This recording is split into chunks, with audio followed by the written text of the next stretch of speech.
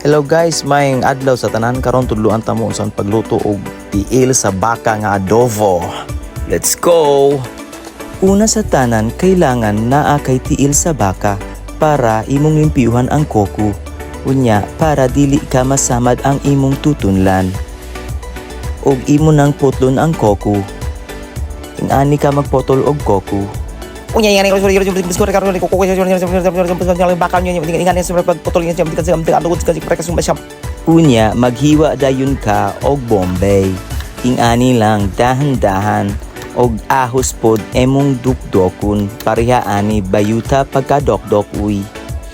And ako di ay guys, while galuto ko, gusto ko nga naay sounds para ganado ko magloto. Step 1, igisa ang bombay. Og ihalo ang tiil sa baka. And imekos-mekos na ang duha. Butangin na og toyo nga kekuman, betadine og gas. Ihalo sila hantod nga mo bukal.